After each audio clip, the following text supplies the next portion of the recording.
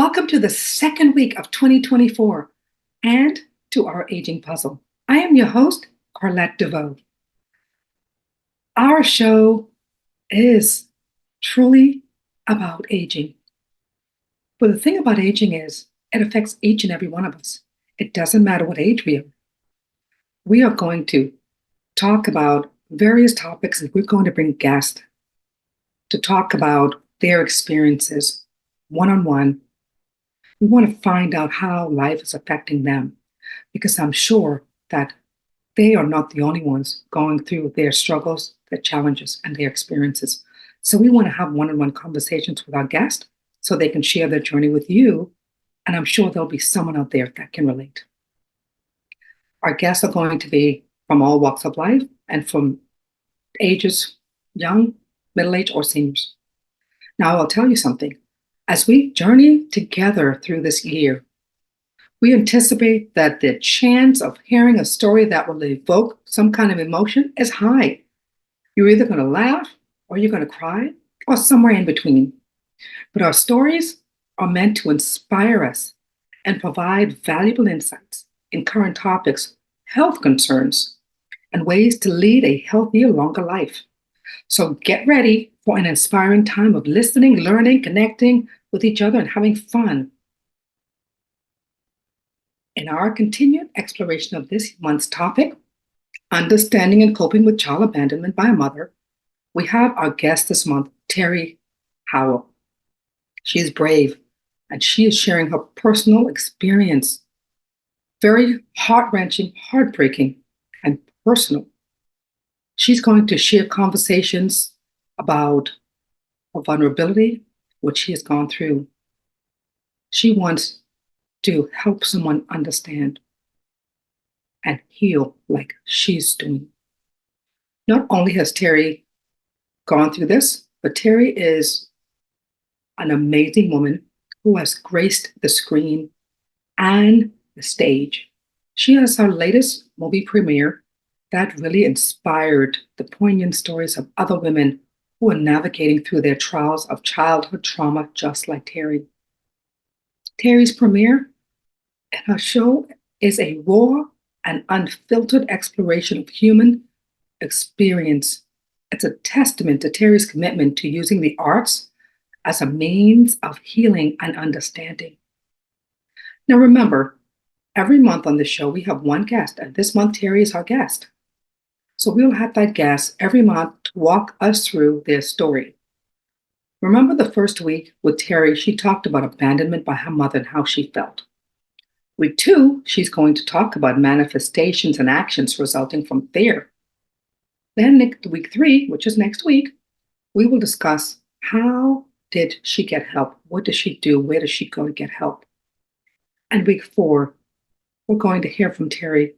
What is she doing about it and why? So join us every week to hear our guests tell their story because we're going to take you through a journey. One guest building on their story week after week. Now it's time for our aging facts. In January, I just found out that it is designated Glaucoma Awareness Month. The American Academy of Ophthalmology sounds a crucial alarm. They said that the best defense against stealthy onset of glaucoma-related blindness lies in one simple thing. Easy peasy. Routine, comprehensive eye exams. Go every year, get your eye exams, people. These examinations conducted by your eye care professionals can identify signs of glaucoma early, just like everything else. So you want to go early. If you want to save your eyesight, have your eyes checked every year.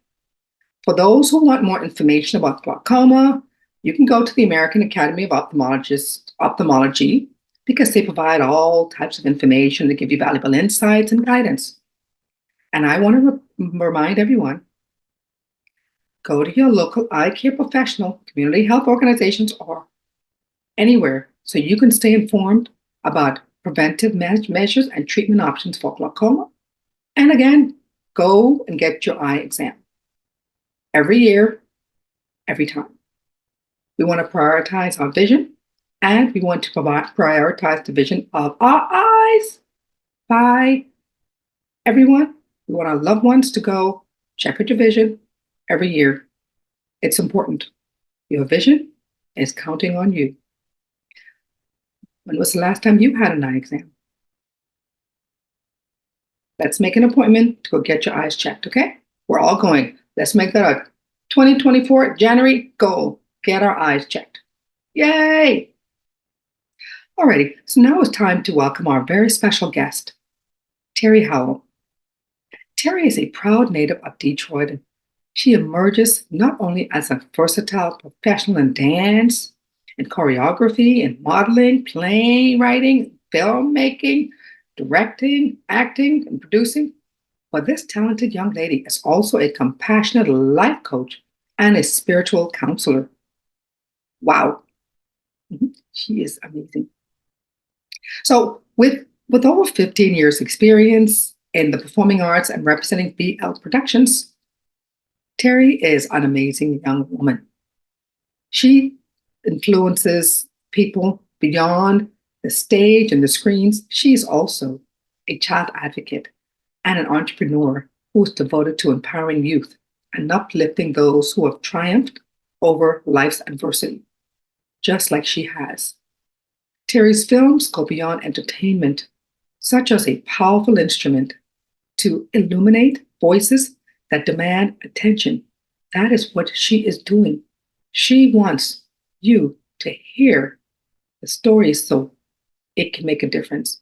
And she does that through film. What an amazing, inspiring young lady. Please welcome to the show, Terry Howell.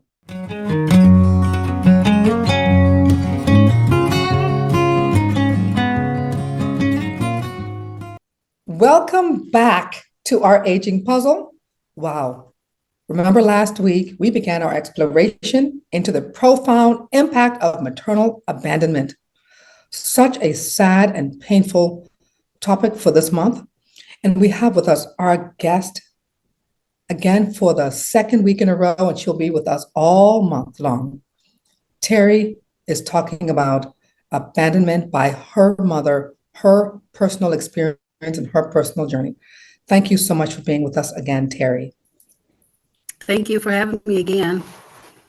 Fantastic. So today we're going to delve into the aftermath, how the intense emotions manifested in actions, particularly in fear. Terry, could you share with us your personal journey, shedding the light on the complexities of navigating life after such a traumatic experience like being left behind and abandoned by your mother? Talk to us about how you navigated life at 12 years old. Well, I had a nervous condition. I started biting my nails. It was hard for me to sleep at night. I didn't really eat a lot because my stomach was always nervous. So if I did eat, I threw it up. My nervous system was completely shot. The only thing that I did have that really allowed me to, I would say, like an outlet. I was a professional dancer. My mother put me in dance school, and I think it saved my life during this time when I was 5 years old, all the way through college. And during those times, that was my way of escape. The music and the songs that we had were like telling the story. So it was my way to break away from my reality and actually stay in my creative mindset. But outside of that, I was very fearful, nervous. If I had a favorite teacher and we got really close, I was scared she was going to leave. I was the fear of everything was that anything I wanted, it was going to leave. I was either going to break it, something was going to happen. And so I always had a pre-notion of these things are not good enough for me and something is going to happen and I'm going to lose it because I marked it as this. I measured that time of my mother leaving. With everything else, it was going to be that way. Right. So mentally, that was not a healthy space to even function in. Like I wasn't present with my family, my father, my grandparents. My grandparents was one we lived with my father's mother. And I was not here. But I had one teacher that saw me in the inside. And to this day, she still is in my life. This lady would not leave my life. And if So she awesome. had not been there, I don't know that you will be seeing me right now. Wow. She was my living angel. Wow. Wow. I mean, Terry, you just said so many things that are impactful. You talk about you had a nervous condition, you were fearful. You talked about getting close with people because you were concerned that you weren't good enough, that they were going to leave you. Did this affect your relationships with other people, knowing that if you got too close, they may leave you because you didn't feel good enough? Did it affect your relationships with other people? My friends, my father was a known jazz musician, and he toured with Aretha Franklin a lot. So when he would leave, I would get in a real attitude and just have a tantrum. That's the word I'm looking for. I would have a tantrum because I'm like, you're not going to come back. You're not going to come back. You're saying that you're going to come back, but you're not. So I always had a very defensive way of anything that felt like if somebody is going to the store, I was having a tantrum that they was not coming back. It had gotten that bad. Wow. So it is a look. I need everybody to understand it is a look when you are trapped in fear. It's a look outside of yourself that others are witnessing. Something is off. You're here, inside here, and it's reality and it's real and it matters.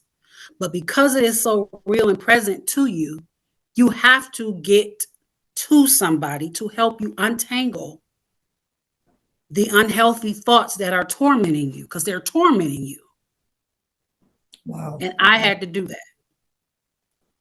Wow. So this you talked about being afraid that if somebody went to the store, that they wouldn't come back.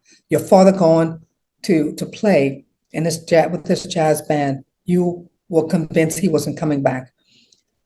Did this fear manifest in your behavior at school? Were you so fearful that you got in trouble at school? How did it affect anything at school, your behavior wise? So I was more closed, like disappearing in class, and I got picked on a lot. I had a lot of girls jealous of me because I guess I was the dancer. But to me, it wasn't being seen by the person I wanted to see it. So I still felt like I was disappearing, right? When I got picked on and beat up on, I didn't fight for myself because I felt like, what's the point of fighting for myself? I already don't feel like I'm important. So go ahead and fight. Go ahead and hit me, push me down. I don't care. So you allowed people to beat you up, Terry, because you didn't feel like you were worth it? That you Say were what they good? wanted to say, all of that. I could not fight. You are in total victim mindset. You have no strength in creating a sentence to tell yourself to stand up for yourself that this is a wrong behavior. You don't have any sense of it. It didn't give me any sense of anything.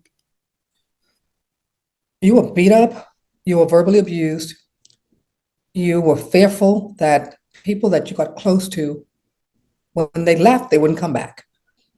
This is all rooted, this all stemmed from the fact that your mother abandoned you, left you, moved, not out of the state, moved out of the country, went to Israel, and you never heard from her.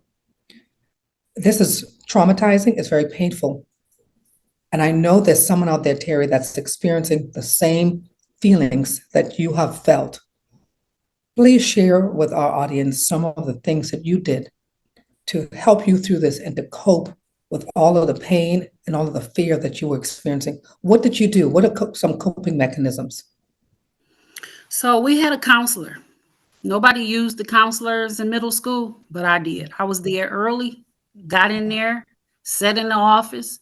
Sometimes I didn't want to go to class. I knew that my teacher, the one that I said was there for me, she told me I should go see him. Wow. And I trusted her, so I did it. But if I didn't go on my own, because I felt like, why am I advocating for myself when I don't feel like I even matter, right? So because she gave me that she mattered for me, she cared about me enough to tell me something to do. I went. And that became how I advocated for myself. I talked about my pain, and I never really talked about, we never even got to really how I really felt about my mother leaving, because I was just dealing with the anger. They took me in different parts of my mindset, of the anger, the resentment, why I feel like I'm invisible. You know, they kept taking me in these feelings because that was the present surface. You know, people, when they go counseling, they're so overwhelmed by, I don't want to tell nobody my business. Why? You on Facebook, you know what I mean, you on Instagram. You need to Mhm. tell somebody that is a technician, because they can help you Right. untangle the unhealthy thoughts that you're digesting. You know, Right. the Bible talks about out of the mouth. Of babes. You eat the foul fruit. You Hmm. don't just eat foul fruit from foul words. You eat it from the words that don't bring you life. And that happens in your mind. So if the thoughts of those negative words are rotating in your mind, you're believing it. You're allowing your feelings to settle in it, and your body and being is displaying it. So I had to get help with that. And that was the longest journey, because coming out of the counseling, I'm like, my reality is still this. So how is it really helping? She's Hmm. not still here. But what it does, consistently, what it does, it takes you in layer by layer, and it fills you up, and it gives you tools to replace what's broken. What's the broken information that you're feeding yourself? They're replacing it. The more Yeah. you do that over and over and over, you start to get full as a person. You start to believe what you keep hearing Right. versus the information that you're hearing. So I was going every day to counseling, every day. Wow. Wow. It is absolutely amazing that you're one of the few people that I've ever heard that actually embraced counseling and went to counseling. And what people don't understand is that counseling is there for a reason. It's meant to help you. There's a couple things about counseling that I want to share, and you correct me if I'm wrong. When you go to counseling, if you go to a counselor and the counselor, you don't connect with the counselor and you don't like the counselor, you don't have to go back to that counselor. Find a counselor that you connect with, because when you connect with the counselor, you build a relationship and stay there for the long term. This is not a one time, two time, three time session. It's going to take some time to get through and navigate through the pain and the fear and all of the emotions that you're experiencing. Would you agree that finding the right counselor makes a difference in your journey to healing? So it's good that you say that. Um, Counseling is a two-way of understanding, and this is what people need to understand. It is the actual office to untangle the negativeness, right? And you're repairing what's broken, right? Mhm. You're really repairing you. You're Mhm. not repairing the actual event that you're going about, right? People are not thinking that. They're actually thinking, like I was thinking going in naive, what's the point? Because she's still not here. Well, the point is, no matter when life hits you, you've got to learn the responsibility of how to respond to it and not react to it. Because Right. when you're reacting, you're taking away from the actual essence that God created you to be. And he can't flow blessings through you, and you can't see clear because your mind is Right. fogged and your That, lens is dark, that's which right. means your soul is dark. That's correct. So that's the purpose of going to counseling, because you can't change people and their decisions. You can only change your perception of how to deal with it and not allow you to disappear. That is correct. That is correct. And the right counselor can help you navigate and get through this maze of pain and hurt. A good counselor can do that. It's very difficult for you to do it by yourself. It is very difficult. That's why we have counselors. And don't be afraid, like you said, don't be afraid to tell people what's going on. A lot of people say, oh, I'm not telling them my business, but they'll go on Facebook and tell people everything down to what they're eating for breakfast, lunch, and dinner. You're absolutely And correct. that's not helping you. That's not helping you. Nope, it's not. It's not helping you. So why not advocate for Absolutely. the brokenness in secret with a person that can actually help you, give you the tools, versus nothing is in your basket because you're utilizing your natural strength instead of your spiritual wisdom from hearing the right tools to know how to aid yourself. In every way, we need it. We need a doctor. We need the mental. We need it all. Life is going to happen, and you got to understand how to respond to it. There's not a class for it. Uh-oh. Well, you know what, Terry? That's the importance of coping skills. You shared with us how you coped, and you even talked about dancing was part of your escape and the counselor. That is fantastic because the important thing is we don't want this cycle to continue. Your mom abandoned you. We have to break the cycle. We don't want it to happen because if you understand and you navigate through the pain, then you won't do the same thing with your children. So this is very important to understand how to cope and how to get through this. And you did a fantastic job. We certainly commend you and we applaud you because your courage in discussing the feelings of fear stemming from maternal abandonment, Terry, is commendable. You know, I'm going to ask you one more question. Okay. How did you navigate life while carrying this weight of such profound fear? How'd you get through life? I mean, you talked about fear and not trusting people and someone going to the store and you are like, oh God, they're not coming back. My mom left me, so they're going to leave me too. How did you navigate through life and get to this point where you are in a better place? Just share that I with us. gave my life to Jesus Christ at 23. I had my daughter at 22, and I gave my life to Christ. That's how I got through it. My grandmother, during the time my mother was leaving, would pray with me every night. And, I didn't understand at the time as a kid what getting on your knees and praying to a God you can't see would give me. Mhm. But in the midnight hour, when you're consistent and when you continue to believe he can and he is, something every day gave me hope. Something every day allowed me to open up. Somebody was brought to me to speak positivity that was a female. I thought about all the mothers in my life that God put in my life, and it was over 25 that were mothers to give me each thing that I needed, that I thought that I only could get from that one vessel.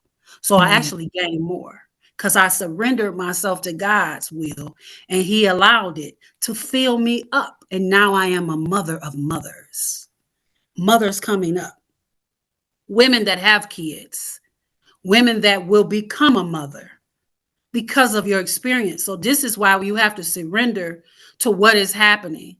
Because if you don't just look at being a victim and don't stay sitting in the low place, it will feed you. Mm-hmm. And somebody will feed you. Right. because somebody else is experiencing the same thing and it's past that same thing. So you have to trust. You can't hold your mouth closed. You cannot. Mouths don't get feed when they're closed. Nope. You have to advocate for yourself. You have to. In the brokenness, you have to give it voice. Yes.